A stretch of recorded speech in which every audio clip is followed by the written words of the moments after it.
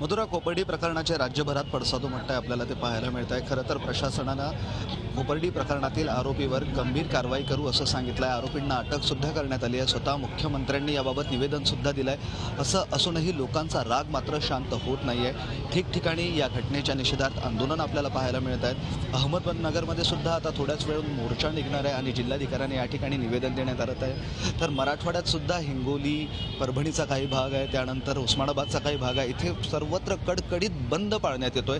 अशा प्रकारच्या घटनांना आळा घाला अशी मागणी केली जाते।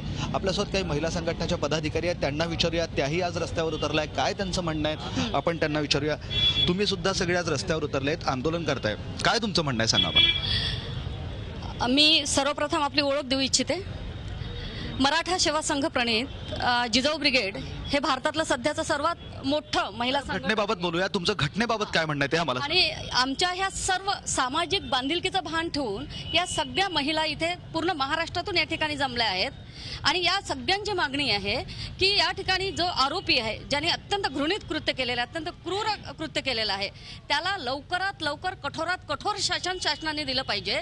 याच्यासाठी ही मागणी घेऊन इथे सगळ्या जिजाऊ महाराष्ट्रातून आलेल्या आहेत।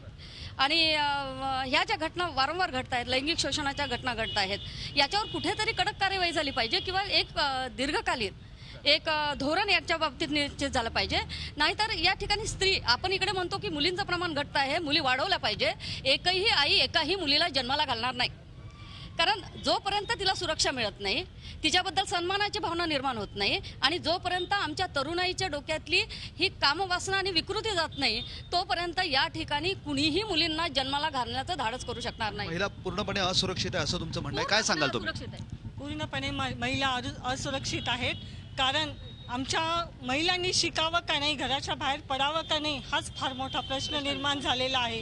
कारण घरातून निघाल्यापासून रस्त्यावरच्या अगदी वयस्कर माणसांपासून 15-16 वर्षाच्या मुलांपर्यंत त्यांची वाईट नजर असते। आणि मला असं वाटतं की सैराट पिक्चरमुळे चांगलं काम होण्याच्या ऐवजी वाईट कामाकडे। मला एक सांगा, महिला आता आपण बघतोय सगळीकडेच असुरक्षित दिसतात, तुमचं काय म्हणणं आहे? त्यांनी हे फाशी देताना भर चौकात दिली पाहिजे महिलांना, महिलांना, पुरुषांना, सॉरी।